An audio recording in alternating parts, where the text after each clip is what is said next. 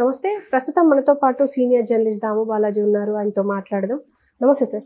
నమస్తే సార్, అల్లు అర్జున్ రాజకీయాల్లోకి రాబోతున్నాడా అని అంటే చాలా మంది ఎస్ అని చెప్పి చాలా మంది ట్రోల్ చేస్తున్నారు. ఆయన వార్తలు కూడా వస్తున్నాయి. కానీ అంటే నిజంగా వస్తే ఒకవేళ ఏ పార్టీలో ఉండే అవకాశం ఉంటుంది అంటారు? అంటే జనసేనకి సపోర్ట్ చేస్తూ ట్విట్టర్లో పెట్టినప్పటికీ మళ్ళీ ఇటు వైసీపీకి సపోర్ట్గా ప్రచారానికి వెళ్ళారు. ఎలా చూడొచ్చు అంటారు? ఈరోజు మార్నింగ్ ఆయన ఓటేసినప్పుడు మీడియా ఆయన్ని అడిగింది. ఎందుకంటే ఇప్పుడు ఒక రకంగా నిన్నటి నుంచి అల్లు అర్జునే ట్రెండింగ్లో ఉన్నాడు. దానికి ప్రధాన కారణం ఏంటంటే ఆయన నంద్యాలకు వెళ్ళి అక్కడ వాళ్ళ ఫ్రెండ్ అయిన వైసీపీ అభ్యర్థి శిల్ప రవిచంద్రారెడ్డి ఆయనకి సపోర్ట్ చేస్తూ అక్కడ మాట్లాడి వచ్చాడు. నిజానికి ఆయన ఏమీ ర్యాలీలలో పాల్గొనలేదు, కానీ అది ఒక ర్యాలీ లాగా అయిపోయింది.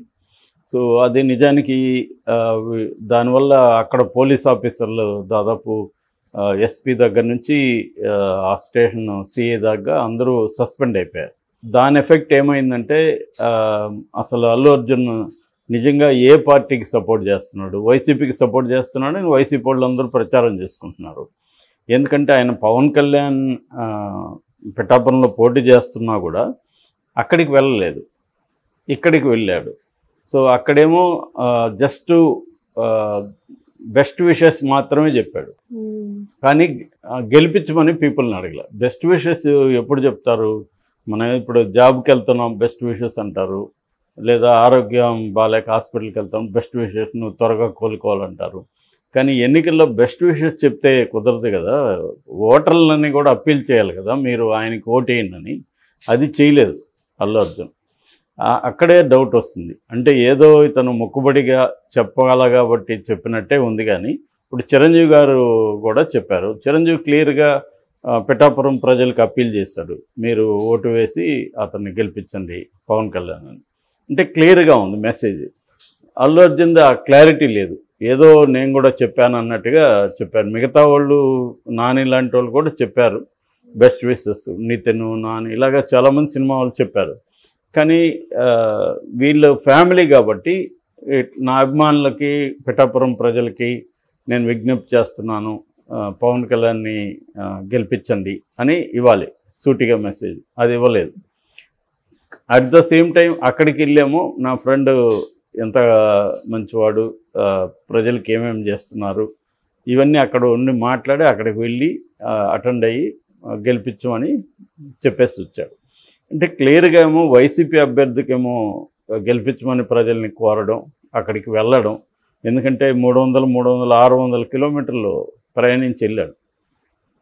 సో ఎంతో రిస్క్ తీసుకొని వెళ్ళినట్టే కదా. అల్లు అర్జున్ స్థాయి బిజీ వ్యక్తి 600 కిలోమీటర్ రోడ్డు మార్గాన్ని వెళ్ళి ర్యాలీలో పాల్గొన్నాడంటే తన ప్రయారిటీ అక్కడ క్లియర్గా అర్థమైపోతుంది.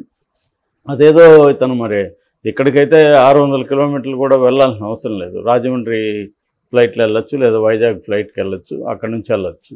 సో అయినా కూడా ఆయన అటు వెళ్ళకుండా, అటు వెళ్ళుంటే ఖచ్చితంగా చాలా హెల్ప్ అయ్యేది పవన్ కళ్యాణ్. అది చేయకుండా ఇక్కడికి ఎందుకు వెళ్ళాడు అనేది ఇప్పుడు మేజర్ చర్చ. ఇది ఎప్పుడైతే కేసు అయ్యి ఈసీ సీరియస్ అయ్యి సస్పెండ్ చేసి ఇవన్నీ చేసేసరికి ఇంకా అది వైరల్ అయింది బాగా. మామూలుగా సైలెంట్గా వెళ్ళొచ్చుంటే ఇంత వైరల్ కాదు. అది ఎప్పుడైతే అక్కడ పోలీసులను సస్పెండ్ చేయడం, సెంట్రల్ ఈసీ కమిషన్ సీరియస్గా తీసుకోవడం, దాని మీద విచారణకు కూడా ఆదేశించడం, డిపార్ట్మెంటల్ ఎంక్వైరీకి కూడా ఆదేశించింది. సో అందువల్ల అది ఇంకా బర్న్ అయింది టాపిక్. రెండోది ఏంటంటే చంద్రబాబు కూడా దీని మీద నిజానికి ఆయన స్పందించాల్సిన అవసరం లేదు, కానీ ఆయన కూడా స్పందించాలంటే ఆయనకు కూడా ఎక్కడో కాలింది. సో ఆయన స్పందించి దాన్ని ఏం చేస్తున్నారు వైసీపీ వాళ్ళు, ఈ సైకోలు, వీడు పెద్ద సైకో జగన్ని, పెద్ద సైకో, వీళ్ళు సైకోలు దీన్ని కూడా వదిలిపెట్టలేదంటే దాన్ని కట్ చేసి వీళ్ళు అల్లు అర్జున్ సైకో అన్నాడన్నట్టుగా వీళ్ళు వీడియోలో ప్రచారం చేస్తున్నారు.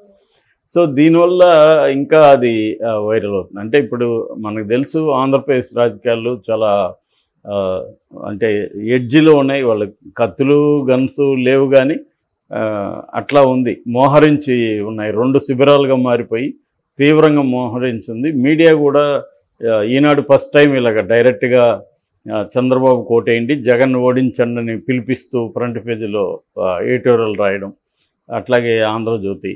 అంటే ఈ స్థాయిలో ఎవరు కూడా ఇంకా నటించడం కూడా మానేశారు, ఓపెన్ అయిపోయారు అందరూ. సో ఇటు అటు ఓపెన్గా కొట్టుకుంటున్నారు. ఈ కాంటెక్స్ట్లో అల్లు అర్జున్ సడన్గా అదేం టీ కప్పులో తుఫాన్ లాగా ఒకటి క్రియేట్ చేశాడు. సో ఇప్పుడు అందువల్ల మనకు మామూలుగా ఏంటంటే రోజుకి ఏదో ఒక సెన్సేషన్కి అలవాటు అయిపోయి ఏది లేకపోతే ఇదిగా ఉంటుంది చప్పగా. అలాగే ఇప్పుడు అల్లు అర్జున్ ఆ సెన్సేషన్ని చివరి రోజు క్రియేట్ చేశాడు.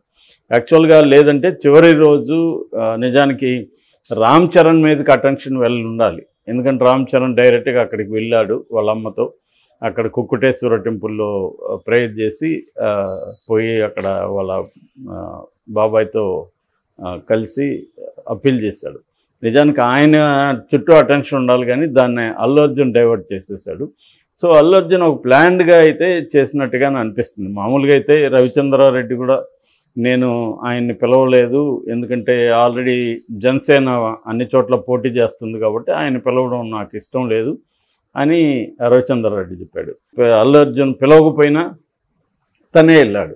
నిజానికి ట్వీట్ చేసి ఊరుకుండొచ్చు. లాస్ట్ టైం కూడా 2014లో కూడా ట్వీట్ చేశాడు, మా ఫ్రెండ్ గెలిపించండి అని చెప్పి ట్వీట్ చేశాడు, బెస్ట్ విషెస్ చెప్పాడు.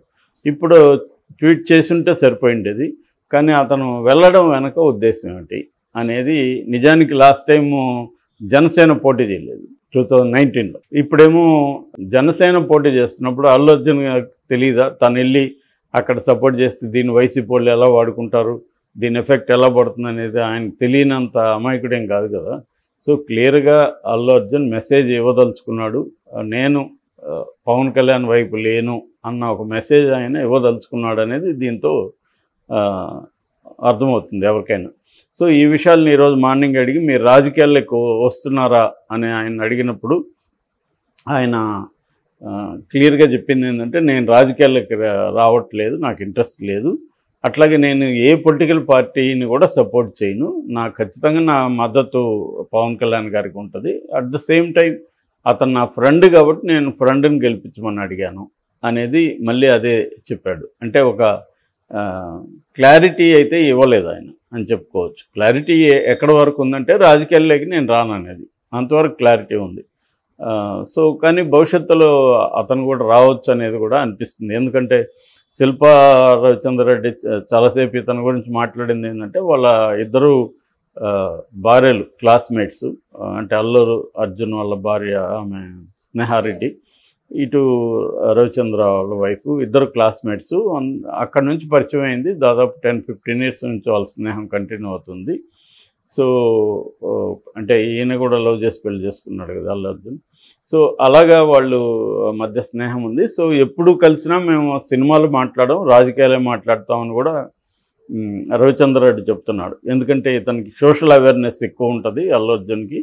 సో ఎప్పుడు కూడా పీపుల్ ఇష్యూస్ ఏంటి, పాలిటిక్స్ ఏంటి, ఇవే మాట్లాడుకుంటాం మేము అని చెప్తున్నా. అంటే ఖచ్చితంగా అల్లు అర్జున్కి ఆ కైండ్ ఆఫ్ ఇంట్రెస్ట్ ఉందని మనం అర్థం చేసుకోవచ్చు. ఎందుకంటే ఆల్రెడీ ప్రజారాజ్యంలో అల్లు అర్జున్ వాళ్ళ ఫాదర్ అల్లు అరవింద్ చాలా కీలకమైన రోల్ ప్లే చేశాడు, ఆయన కంటెస్ట్ కూడా చేశాడు. కాబట్టి వాళ్ళకి ఇంట్రెస్ట్ లేదని మనం చెప్పలేం న్యూ జనరేషన్కి. ఆల్రెడీ ఇప్పుడు పవన్ కళ్యాణ్ పాలిటిక్స్లోకి వెళ్ళాడు కాబట్టి వాళ్ళకు ఒక మోడల్ కూడా దొరికింది, అంటే మన మెగా ఫ్యామిలీ నుంచి వెళ్తే ఎలా ఉంటుంది ఏందనేది.